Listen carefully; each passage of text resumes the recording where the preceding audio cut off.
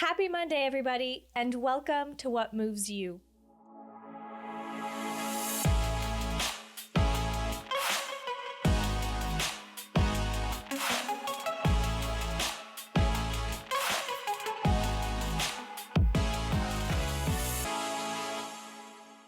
Sam, welcome officially to What Moves You. I'm so excited to be sitting here with you today.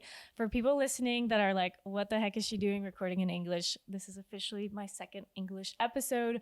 We are coming to you from Austin today, which is so exciting. I can't believe we've taken this on the road. So Sam, welcome. How are you feeling today? I'm feeling good. You know, it's a little gloomy outside, but you know what? It's Texas. We need it. We need the rain. Yeah. So I'm hoping it rains, but you never know. Yeah, I know. So to give everyone a little bit of context, this has kind of come far out of left field because they're not going to know you. My audience is from Canada, so this is going to be a little bit new for them. So I was hoping you could kick us off a little bit with an introduction of yourself and what it is you do in life. Yeah, of course. I'm happy to introduce myself. So I'm Samantha. I also go by Sam. I grew up in San Antonio, Texas, which for our out-of-state people, we are an hour north of San Antonio. I went to university in San Antonio as well, called University of the Incarnate Word. Go Cardinals. So shout out to them. But then when I moved to Austin for work to start my, young adult life, I, was missing that aspect of, the lack of friendship, the lack of having someone to rely on and, to go out with, try new things with. And so for like the first few months of living in Austin, it was a really big struggle for me.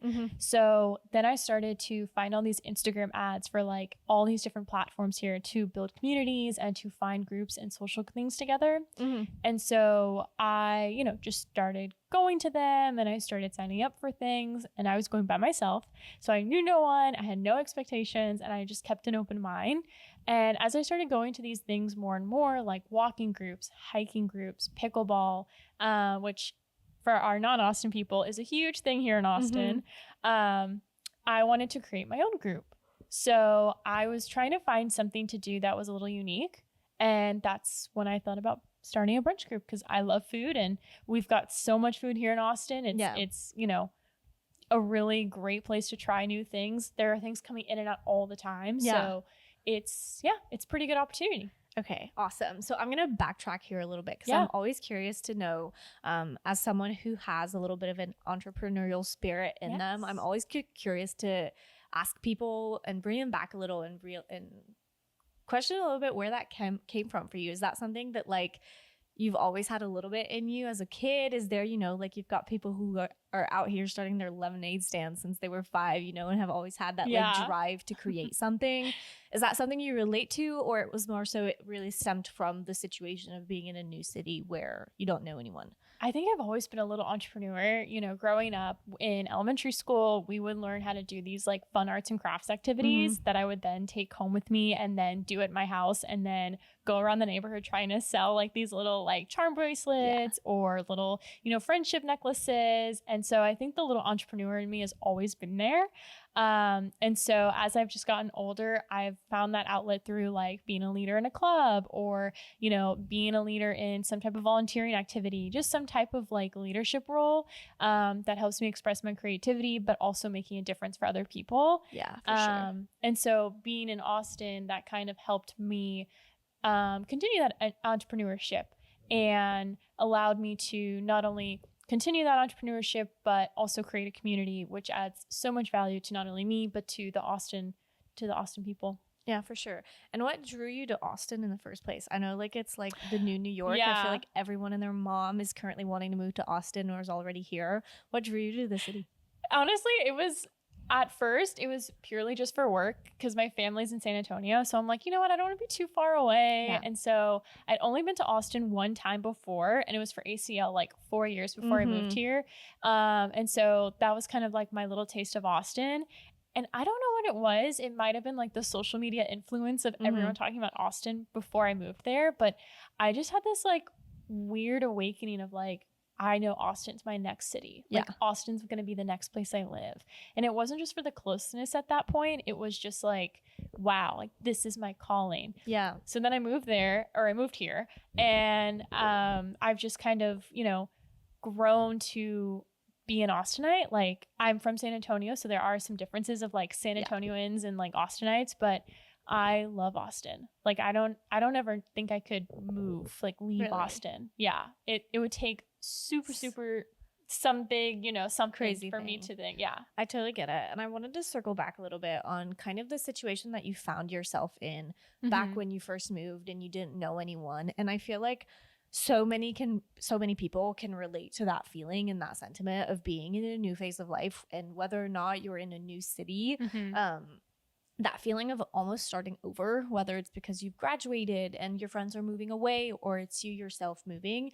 And so I'm curious, as someone who now like gets to meet and interact with these people all the time that like are in that scenario, right? Do you have any advice? Do you have any like tips and tricks to give people who are maybe a bit more shy or maybe a little bit overwhelmed by the idea of like completely starting over in that way? It's definitely scary. I feel that sometimes people say, oh, don't worry about it, or oh, it'll be fine. And it's like, no, you should feel the emotions. You should feel that it's new. Anything big and new is always scary. So I think like letting yourself feel that emotion is really good. And then another thing too is like keeping an open mind. Like, oh, sorry, you're all fine. Another thing too is like keeping an open mind. I think that's really, really important. And not having those expectations, not having okay, I'm going to talk to this person or I'm going to meet these people. You never know what's going to happen, especially if you're a first timer going to something or it's completely new. So like keeping an open mind and getting out of your comfort zone is really, really like, that's okay. Keep that open mind. Be prepared to be out of your comfort zone. And then the last bit of advice that I would say is sign up for things and commit to going to them. Sometimes like even now, like I'll sign up for something and I'll be at home and I'm like, oh, do I really want to go? Yeah. Like, I'm so comfortable here. Like I'm scrolling on social media. I'm watching a movie. Like I'm so chill right now and so comfy. But then I like push myself and I'm like, you know what? No, because like I can do this every day. Where this like event, it's not going to happen every day. These memories aren't going to happen every day. Yeah. So I just, forcing yourself to go after signing up, or even if it's free or you don't have to sign up, regardless, just force yourself to go. Yeah, and I think you've touched on something really good, and I would like to like jump ahead a little bit because we're gonna loop back around to this later, but I think that the whole idea of like accepting that you're going to be uncomfortable, I think it's important to emphasize that like not all communities and groups are created equal, in the sense that like there are some places in some contexts that you're going to find yourself walking into that like maybe the vibe is not for you. Right. And it leads me to a little bit of the question that I had about brunch girls specifically. So I want to hop back into like describing it, but real quick before I forget my question. I think part of that is like the leader and the people that you attract that are able to create that community that you're looking for. Right. And so I'm curious, in creating Brunch Girls, what is it that you were hoping to make people feel when they came to your events or your brunches? Like we can talk about the evolution of like what Brunch Girls is now versus how it began. But I'm curious, like right out of the gate, what was that? What were the values? What was the type of community that you were looking to create? That was a long-winded question. But It's all good. I think I got the gist. The number one thing I think I wanted people to feel was welcomed. And I always made it, and I still do, make it my number one priority is to say hello to everyone and to talk to everyone. I want people to feel that they are valued. I want them to feel safe. And overall, I want them to enjoy their time. They're giving their time to be here. And sometimes, they pay for a ticket for a specific event. And so I want to make sure that not only their time is valued, but their money is also valued too. But main three goals: being welcomed, feeling safe, feeling like they're enjoying themselves. That's my main priority. Because they're, like you kind of touched on, like there are groups that I tried that just weren't my vibe. And no hate to those groups. Like those great groups are doing so well and I'm so happy for them. But yeah, just wasn't my thing. And that's totally okay. You're not going to, go to every single group and find something at every single group, So I think kind of taking my own experiences and applying them to my group has actually helped us grow. And I think has helped us connect better with our members and our community, because I'm able to really relate to, oh, well, I didn't enjoy this at this past experience, so I don't want to do that at this one. Or, oh, I really, really liked that, and I want to try that for my own group. So just kind of, I think, being in touch with, hey, I'm a member too of other groups. These, wonderful people are also members. I want to make sure that I'm still keeping that same level headedness of we're all members at the end of the day. Whether you're, a leader or an active member, you're still somehow contributing. So yeah. For sure. And I kind of, my entrepreneurial little spirit here wants to really get into the granular details of like how you actually went about starting this. I feel like, especially in a world where like social media is so present and creating a community, whether it's virtual or in person or a mix of both, is omnipresent. I feel like a lot of people are after that mission, which is great. Like we need people to start coming together. But I'm very curious to hear like about like, I guess chronologically, like how this all started for you. Like obviously you've mentioned you were working, full time on the side of this. So like what did it look like at the beginning for you? And I'm curious to also hear like the evolution of that and where it is now. Yeah. So when I first moved here, I, obviously I wasn't even thinking about starting a group of my own. Like it never crossed my mind. And I didn't even realize that groups like this existed until I started like seeing the ads and then joining them and going to events. So when I started this group in July of last year, my first thing was using a platform that's kind of like Discord or Slack. It's like a community chat. It's called Geneva. And so I created a page and I just posted an event. And I was like, all right, let's see what happens. And we had no social media, no nothing. So literally it was just like, if you find us on here, sign up and come meet us at a coffee shop. And it was a little coffee shop hangout for this first one? Yeah, it was a coffee shop hangout. It was Proud Mary Coffee. They're on South Lamar. Super great coffee shop. They're Australian based. Oh, love them.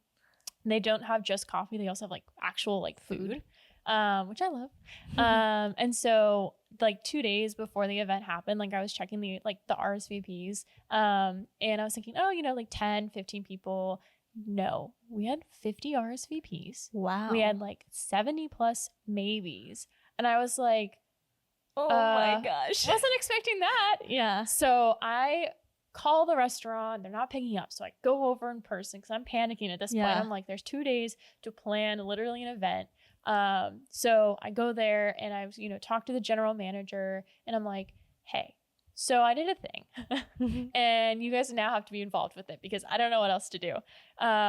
And they were so chill about it. They were amazing. I love them even to this day. Like they were like, yeah, let's do it. Okay. Yeah. Let's like just rent out this space and, we can put like 30, 40 people and we can do this and we can do that. And they were just so amazing. Like I truly value like their workmanship, especially like with the community too, because of that really great first experience. Yeah, no, for sure. Yeah. And then day of, I get there early and I'm kind of panicking because I'm like, is anyone actually going to show up? Like, did people just say yes, Yeah. And then one by one, they just started coming and they started, showing up and we had 30 girls attend my first event. That's so cool. Like I know that like in the grand scheme of things, like 30 sounds so like small, but at the same time, like 30 people show 30 up people, for this crazy like thing that wasn't even promoted, which is so cool. Yeah, no social media, no marketing, no emails, no none of that. Just straight up, if you find us, come join us. That's so cool. Yeah. And so from there, like, did it just like spark or like, oh my gosh, like what have I just done? I need to like run with this and move forward. Like how then from that first event, I'm sure there was word of mouth, people started talking about it. So how did it progress from this first coffee hangout to it from what I've understood, it started as a very much on Saturdays we brunch kind of thing. Yeah, it was just Saturdays. I would just put together like a brunch meetup or a coffee meetup. And at first, even after the first event, like I was still contemplating making the social media for it. I was asking my friends. Yeah, I was like, should I make a social media page for this? Like, should I really make an Instagram? And everyone was like, yeah, why not? Like, if worst comes to worst, like if you have to stop or you don't want to do anymore, like you just stop. Yeah. And so this was me like just thinking, yeah, like, okay. So I made one and I would post little like food things that I would try or little videos. And then as we started to have more and more events, then I would post pictures of groups, our groups having fun. I would then start making Instagram reels. Yeah. And we quickly grew. Like our follower count went from a couple, my friends being, how many ever. And now we're almost at 4,100 followers. Wow. And this is just a little over a year. That is crazy, girl. I know. It's insane. That's so fun for you though. I'm so happy hearing this. I know that like so many people that are listening to this right now, because I tend to attract young females that are also like starting their own thing and involved in their passion projects. And it's so encouraging, I feel, to hear these kinds of stories where like obviously they're not getting to see like all of the hard work that obviously like went behind the scenes into doing this stuff, but it is encouraging to know like whatever it is that you're passionate and whatever's calling you, that like there's a place for you to do that, and like there is an audience, and it's so cool that that's happened for you. And so I'm curious, this one's mainly for me, but how do you juggle like your, I guess like your work life passion project schedule? I know that's one of the biggest like challenges that I've had to take on since starting this podcast, and like I do work full time, and so all of that kind of stuff. I'm curious what you've learned. You said I work full time too, so like 40-hour work weeks, 50-hour work weeks sometime, and I'm tired and I don't want to do anything.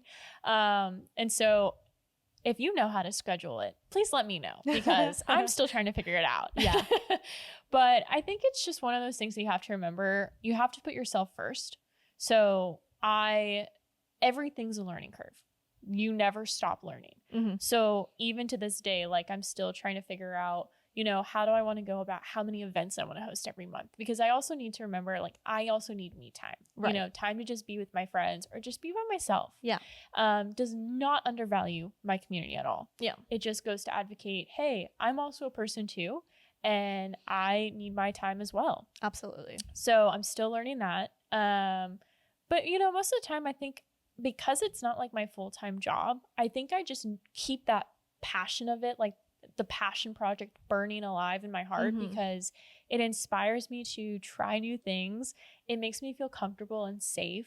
Yeah. And not only are my friends coming, but also new people. Yeah. So I'm always getting this mix of comfortability of like, okay, like I know so-and-so's going to be there, but then I'm also like, oh, but wait, there's a new person. Like, oh, I can make a new friend today, or like just talk to someone different. And so it really helps me knowing that at the end of the day, although I'm working 40, 50-hour week schedules, knowing the end goal is, okay, but by the weekend, I'm going to have this really great event, and I'm going to make these really great memories and meet these amazing people. So I just have to push through. And it is kind of like a side job, you know? Sometimes I do work 10 to 25 hours a week in addition, talking to sponsors, creating marketing, coordinating reservations and private event spaces and all that stuff, because I am a one-woman show. Yeah. And so it's all this extra work that I signed up for, and I wanted to sign up for it. Yeah. That's, I think, the biggest thing is I want to do this. Yeah. Not that I have to. I think that's a really big thing that people, as they start doing social media or they start making these community things, is over time they start to feel like it's a have to instead of I get to, or want to or want to. Exactly. And so I think as long as I keep feeling like I want to do this, then there's no stopping, because the passion is still there. Once that passion starts to fizzle out is when you start to ask yourself those questions, you know? No, for sure.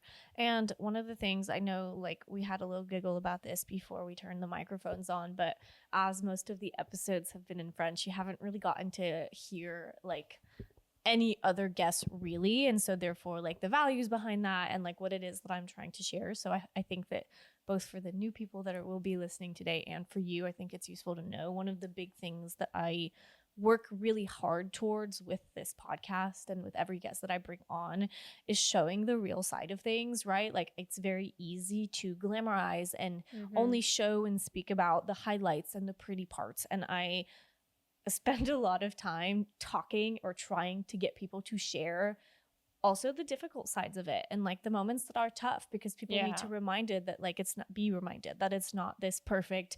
It goes, you know, like I had my first event and it went great. And from there, it's been so smooth sailing. So I'm curious to know what have been kind of the toughest moments and biggest lessons learned since you started? That's a really great question. And it's true. Like I had one really great first event, or not one, but my first event was really great. It's even over time though, like I still have some events that aren't that great. And it's nothing about the people who attend them. It is just purely about the circumstances of the event itself. So like, for example, we've had events last year that only 2 people showed up and we would have like 15 or 20 RSVPs. And, you know, sometimes you can figure out like, oh, it's because this is going on in Austin, like ACL or F1 or something like that. And other times ticket sales are really, really slow and you expect 20, 25 people to jump on it, but only like 8 or 9 sign up. And so, you know, you never really know why things happen. Yeah. But it's how you handle those situations. So like I try not to cancel events, even if we only have 2 people show up or only if we have 8 RSVPs, because those are still 2 or 8 people that are taking a chance to try something new. Yeah. And I feel like if I just cancel an event, then I feel like I'm kind of diminishing that fire in them, that inspiration to try something new. Yeah. And another thing too is like finding like price points. You know, a lot of our brunches, we do sell tickets and we make it very convenient for our girls where you just pay the one-time ticket fee and then you don't have to pay for extra when you go get brunch. Right. Like I pay for it from your ticket funds. So it's like, oh, I just pay like, for example, say like $45, right? You pay $45 and you can get a whole meal, you get an app or a dessert and a specialty drink. And then we also now started to get sponsors. So like they'll donate some really fun goodies for our girls because I love doing party favors. Yeah. Love a theme. And so I always like to make like little goodie baskets or little special treat goods, goodie bags. And so, yeah, so like having to figure all that out, it's still really hard. Like finding a good price point, finding what's going on in Austin so I don't conflict with my own schedule and their schedule. And it's never going to be easy. I think that's the reality of it is people think, oh, once I start getting all these followers, once I start getting all this branding, once I start getting all this, you know, et cetera, they think it's going to be easier and easier and easier. And it's not. It's always going to be a challenge, but it's how you overcome the challenge and what you learn from it that I think makes you not only a stronger leader, but a better community overall. No, I totally understand. I totally get it. And I think, you know, I have so much respect for people who are willing to like, thank you for sharing that. Like, it's not always so cool. And, you know, you want to be peppy, you want to be smiley, but I think there's so much value add in sharing these conversations because I think even myself, you know, like, we're surrounded by people that like you see, oh, well, this podcast blew up overnight. Like clearly mine didn't. So I'm doing something wrong. Right. Or you don't hear feedback or like whatever it is that like is eating at me that day, you know? Yeah. And so I do think it's really helpful to have those conversations. And I think even, you know, I'm thinking about your girls listening and people that, you know, are maybe discovering you for the first time. I don't know like how much you get to interact. I think like me being a newcomer, like obviously like I have not had the privilege of attending one of your events, but like for me, it's hearing that side of things that makes me more likely to sign up because I want to know that it's not some like, you know, from what I'm getting from your imagery, this conversation, it's very like, come as you are, right? Come one, come all. It's not a super like aesthetic little, you know, like situation. You get what I mean? Yes. I've even gone to my own events wearing sweatpants and a t-shirt. Yeah. Like come as you are, like have fun with it, you know? And something that I kind of want to touch on that you mentioned is like, you know, you mentioned how, you know, you want to come more because I said all these things, right? And I think that is really important for our girls to realize is that like, just because, you know, there is like this preppy go around, you know, we want to keep it positive and happy, but keep that in mind. Like it is hard work and like, you know, we want you to enjoy yourselves, but don't feel this pressure. Like if you don't sign up or if you don't go, like you're diminishing all the hard work, you know, that this person put into it and stuff. But something else that you talked about is like you seeing other people and comparing yourself to other people. Yeah. I do that too. I see other groups and I do compare myself sometimes. And I, you know, I'm like, oh, well, why did their event do so well? Or how are they selling out so quickly? And I have to tell myself, no, I can't compare myself to other people because my vibe, my community, my events are different. They are so different. Every group is different. Yeah. And I think it's so hard, especially when we're all influenced by social media, whether we admit it or not. But I think it's because we're so heavily influenced in our day-to-day lives that you just kind of subconsciously start comparing yourself to everyone and everything. Amen. And I think it's like having to knock yourself out of it and be like, no, I can't do that. Like, no. Or like, it doesn't work for my group because that's not our vibe. Like, just because someone else is more successful or successful in another way doesn't mean that I'm not. No, absolutely. And I think like if anyone's listening, whether it's whatever context it's in, like I think that's definitely a lesson that I've had to learn the hard way. Yeah. You want to go on social media and you want to talk to other creators and things like that to like compare and learn and exchange and feel like someone's sitting in the boat with you kind of thing. Yeah. But that is a double-edged sword because like you end up almost like taking away from the value of the conversation a little bit, or at least that's how I felt about it. And so I've had to like completely remove myself at times from those platforms in terms of like me consuming the content because it was unhealthy.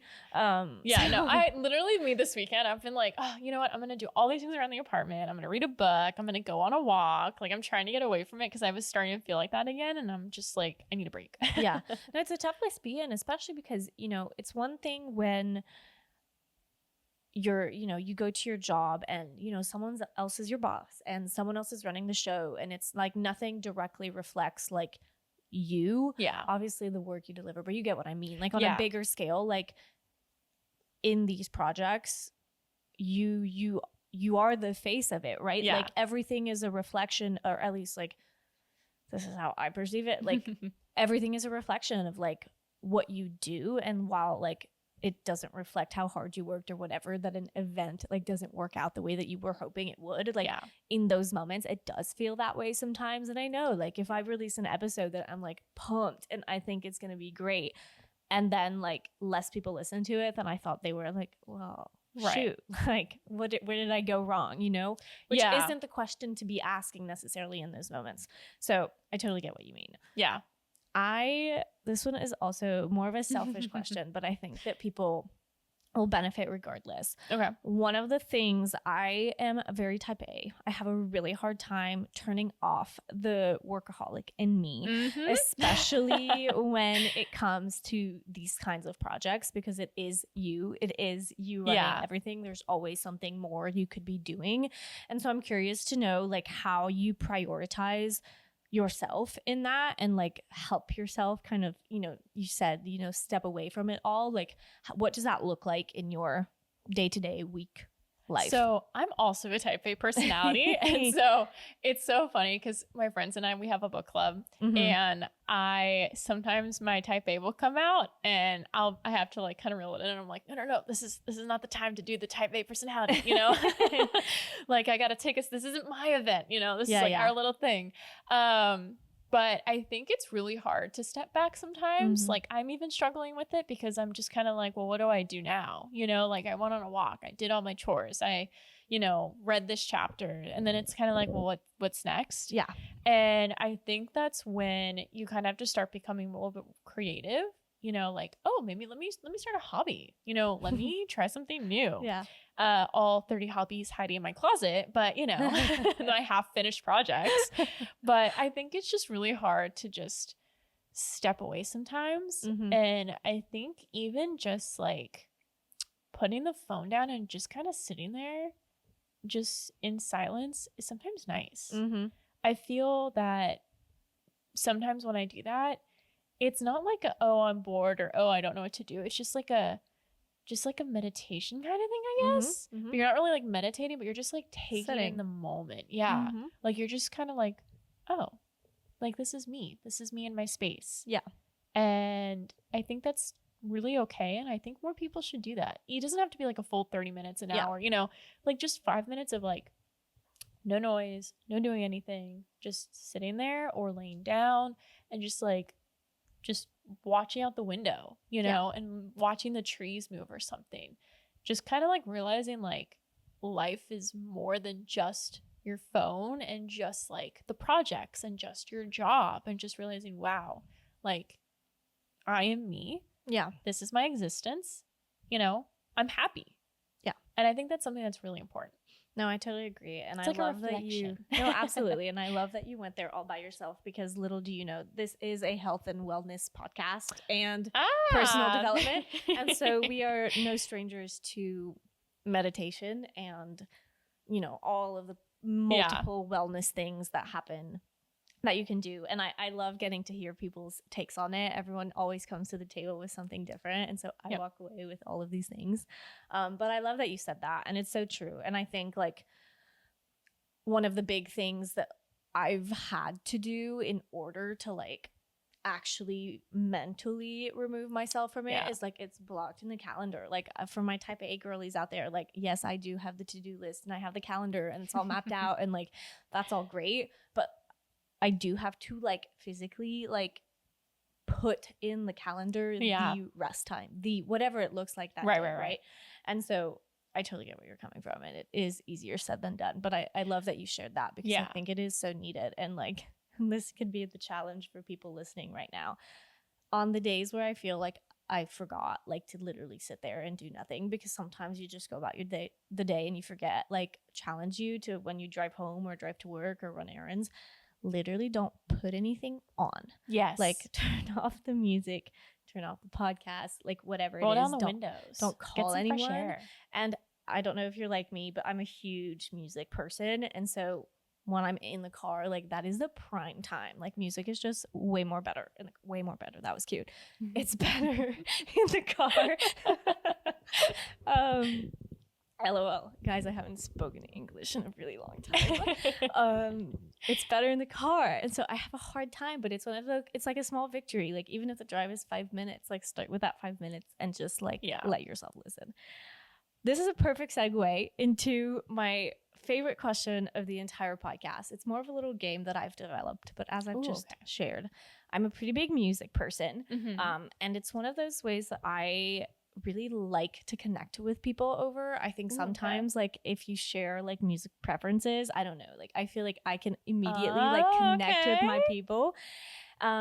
And it's also a way for me a lot of times to process feelings, process emotions, have that minute where I'm disconnected because I'm completely engulfed and focused by something else. And so I've made it a little bit of a game. It is kind of an icebreaker kind of situation. Definitely recommend playing with a little group of girls if you're ever in a situation where like it's appropriate. But it's called the life song game. So essentially, I'm going to give you a few minutes to think back on your life or just the recent weeks if you're like a huge music fanatic and thinking about it over the course of your life is too crazy. But the songs that you come back to, the songs that have a story behind them, and to share it with us and share the story that goes with that song. Ooh, okay. I'm gonna that's a thinking question. Yes. There's two songs that immediately pop into my head. And there's one song called Crystal by Stevie Nicks. It's in Practical Magic if you're a movie buff like me. And something about that song just gives me this feeling of calmness. And it's almost like this, like in the scene with, so if you've ever seen Practical Magic, highly recommend. Sally, finally finds that her true love, right?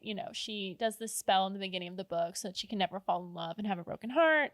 But then ultimately at the end, you find out that, the spell worked. It did end up bringing this guy, her perfect guy to her, essentially, right? At the end of it, they end up together. It's cute. It's beautiful. But that scene, though, is like a very empowering scene because at the end of all this chaos with this situation with her sister and bringing back this guy from the dead and like all this stuff, right? Like it's a witch movie, just so everyone knows. It's a witch movie, kind of like, witchy vibes. Halloween's coming up, exactly. Great time to bring this up. But something about like all she went through during that whole movie with her family, with her witchy spirit, with her kids, I don't know, that song is such a great closing song that it's just like, wow, like you go through all this stuff in life and like, I don't know, it's just, it speaks to me on that level. Love it. No, I love that. And honestly, I joke around about this all the time. If I could do anything in life, I think I'd be the person that would like to pick soundtracks for movies. Yes. I feel like that would just be a phenomenal job and it can totally make or break a scene. So I'm totally with you. I'd have to go listen to that though. I don't know it. It's cute. Yeah. It's kind of on the slower side, but I definitely really like it. Cute. And you said there's a second one. Yes. I forget who it's by, but it's called like Flightless Bird. Okay. They played it. Okay. No one judge me. They played it in Twilight. Love Twilight. Yes. They played it. I don't remember which movie it was. I think it was The Wedding Part 1. Breaking Dawn Part 1. Yeah. I think it was in that one. But it was like it was so beautiful, that song. And it's like a love song. Mm-hmm. And like I don't know, it just makes me feel so happy, even though it's like a slow, kind of has a little bit of melancholiness to it, but it's still just this, like, if you really listen to the words, like, just this loveness, you know. Love it. So you're definitely a romantic, feeling the love songs You come in. I guess I am. I am in my single girl era right now, so like, you know, options are open. But yeah, I guess I'm a hopeless romantic. Love it. I like, know, me too. True hopeless romantic. Like, I want all the cheesy, lovey stuff. Love it. I'm like that too, I think. So wrapping it up, this music game with your song of the moment, what are you listening to right now? What's your go-to? I gotta pull up my phone for this one because it's a new song that just came out. I gotta make sure I remember it. It's by Lady Gaga and Bruno Mars. Oh, what is it called? They released. Okay, so I have two. Okay, tell me. So the two that I've been playing consistently is "Die with a Smile" by Lady Gaga and Bruno Mars. I have not heard this. You have not heard this? No. Oh my goodness, it is so good. Okay. Well. Definitely a vibe because Bruno hasn't produced music. I know. in years. This is why I was so surprised. Randomly they dropped it on like a Tuesday and they're like, new album or new EP. And I was like, okay. And then my other one is kind of not really a specific song, but just like kind of a specific artist is Chapel Roan. Chapel Roan. Oh, yes, like, yes. Red Wine Supernova. Yes. Hot to Go, Pink Pony. Like, I don't know why, but it's just such a bop right now. Yeah. And like, I just love her energy. Like, I love her energy. I can picture who you're talking about now. It took me a second. I was like, what? But I got it. No, that's so fun. Yeah. Thanks for sharing. And I'm so like, I need to go back and update this. So this is a friendly reminder, but just for everyone who's watching for the first time, if you go on Spotify, there is a What Moves You like playlist with all of the songs that all of our guests like have shared with us. Now I'm a few episodes behind in updating it. So like, don't come for me, but it will be updated with all of the songs. We'll make sure, folks. Yes. So that's a good one. So I've got two little wrap-up questions for you. One of the big things that I also like to promote and prioritize on What Moves You, as we are like a health and wellness podcast, is mental health. I know we didn't get a full chance to like debrief my whole story and whatnot, and maybe we can do it with mics off later. But mental health is huge for me, and I really like to do the most that I can to help encourage people to take care of themselves and of their mental health. And so I'm always curious to know, what are your like top 3 things that you do to take care of your mental health? That is a great question. And I wish more people talked about that because I feel like there's still a stigmatism around it. And if we broke the stigmatism, it would just be a norm. Yeah. Like, no, absolutely. What are we doing, people? Yeah, no, for sure. My number one is definitely going outside, whether that's going on a walk. I usually go on a walk, but you can just sit outside and just fresh air. Yeah. Really, really like encourage fresh air. Open the windows in your home. Open the windows in the car when you're on the way or on, to something or coming home from something. Or if you're just in the apartment all day, just like step outside. Yeah. Fresh air has really helped me whenever I'm like getting anxiety or I'm feeling a little sad or, I just need something just to get outside. That really helps. My second thing is writing it out, journaling or even just writing it down and then shredding it, however you want to like, go about it. Exactly. I just feel like getting it out, writing out my thoughts and just like getting it out. Or even if I like was doing a lot the last couple of days or the last day or something, just kind of like pouring it out and getting out of my system has really helped me too. And then the last thing is, I think a lot of people have a hit or miss about it is exercise. Yeah. And I'm not saying like, oh, you have to work out. That's not what I'm saying. Yeah. What I'm saying is move your body. Yes. Go on a walk, do some yoga. Other people, if you really like fitness, do lifting, do Pilates, find what works for you. For me, I love to go on walks and I love doing yoga. Just, when I'm walking out in the fresh air, it kind of helps me clear my mind, but then my body releases endorphins. And so I'm feeling really good by the end of it. Yeah. And then with yoga, it's just like my body feels stretched. And so my endorphins feel happy, but my body physically feels better. Yeah. And so because my body physically feels better, it feels opened up, my muscles are warmed up, I mentally feel better. Yeah. So definitely just get fresh air, write it out, and do some type of movement.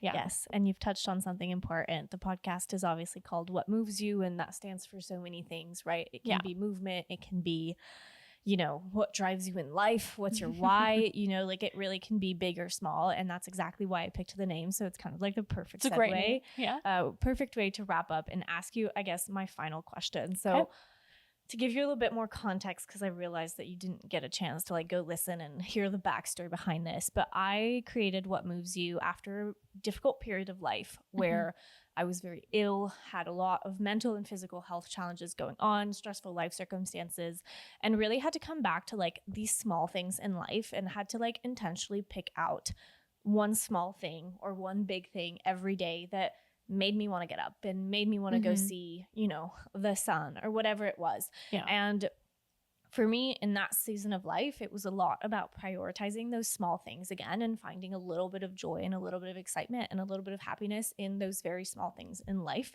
Yeah. So take this in either way. You can take it as a big thing or like name a few small things, whatever you prefer. Okay. But if I were to ask you what moves you, what would that be for you? What moves me? Probably, this is going to sound a little selfish. That's okay. But me. Yeah. Because I know at the end of the day, and this is going to be a little pessimistic. It's okay. It's okay. But I know at the end of the day that if I passed away today, right, my job's going to replace me within the month. You know, people will mourn, but over time, that sadness gets lighter and lighter and lighter. So ultimately, I just have to reflect on myself and be like, if I did pass away today, am I happy? Am I in a place that I feel comfortable leaving this? And it's a little dark. It's a little serious. Yeah, but like we need to go there sometimes, right? Right. And I feel like if I am happy and content with where I am and who I am, then that's what's most important. That's what gets me up every day, is taking care of myself and making sure that I'm okay. You know, I care so much. And I think it's because, and this is why I think this way, is because I care so much about other people. Yeah. Like I'm an empath. And so if someone's anxious, like I immediately know, and then I start getting anxious. Yeah. Or if someone's sad, like then I feel sad. Yeah. And it's just, you know, it's like back and forth. And so I think I just every day I'm thinking about other people. I'm thinking about what they're feeling and, oh, what can I do, you know, to make them feel better? Or what can I change in the environment to make them stop feeling this way and they can feel happy or positive? And so I think because I think so much about other people and their emotions, you know, change my emotions so much because I care. I think I do need to be selfish and I need to think about myself and finally take that moment for myself. Absolutely. And I love that you said that. And I think, all jokes aside, like I definitely think that like that is a message that more people need to hear. And I'm with you entirely of like, I do quote unquote live for other people, right? I do like to do the most to make people comfortable and make people smile and make people feel like they can relate and are heard and are seen and like whatever it is, right? And so I totally get that. And I think, you know, so much of this has come from a place of, yes, wanting to give back, but also to give for myself. You know, you were talking a little bit earlier of like writing it out when it goes, you know, when things are going well or bad or whatever it is. And funnily enough, like as much as this podcast was created for people to listen and get educated and relate and find community in that, like there are so many moments and so many like quote unquote episodes that have never been released because I turned on my microphone by myself and just like word vomited all of these things that like I didn't even know were in me. And like it you do have to take that moment. And I'm, you know, guilty of pushing back emotions and not feeling them because I'm not ready or whatever it is. And so but like that's okay.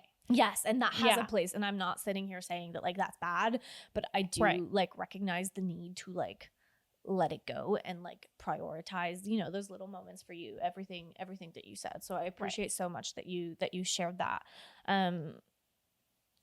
Is there anything that we didn't touch on that you would have liked people to know about you, that you wanted to share?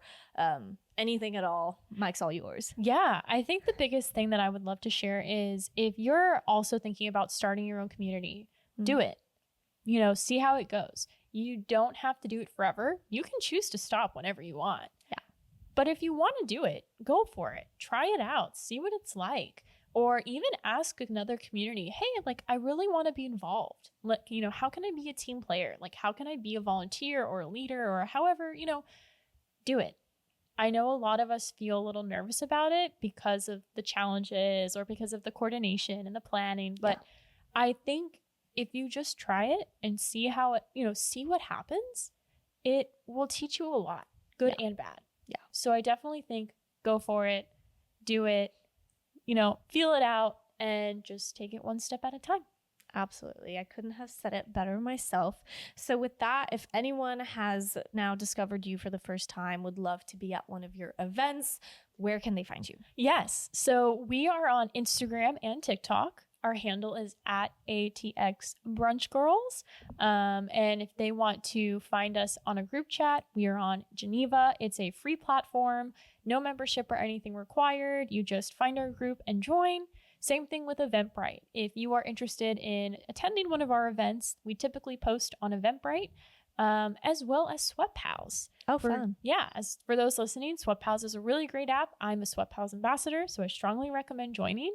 You find a variety of fitness events all over Austin, as well as some casual social ones like us. Awesome. So I do want to add, because it slipped my mind entirely, but yeah, you went from a more like brunch only kind of situation to now you're doing all sorts of activities. Yes. So for anyone listening that's like, okay, well, what if brunch isn't my thing? There's so much more that you can be a part of through this group outside of brunch. So just wanted to like put the little cherry on that. We do a mix of both. Like we'll do like a full sit down brunch where it's a theme, but then we'll also do like an activity but incorporate brunch in some way, whether that's like donuts or tacos or, you know, and we always have beverages, non-alcoholic and alcoholic, you know, so we always provide options. So like for example, like we'll do like a painting class or we'll do like an art class, but then we'll incorporate brunch by like having some type of food item there with, you know, not just one food item. We're a foodie group, y'all. We have so many foods and drinks available included with the event. So yes, we do have a variety of events now. And I think it's really fun to try something new. Absolutely. So with that, Sam, thank you so much for sitting down.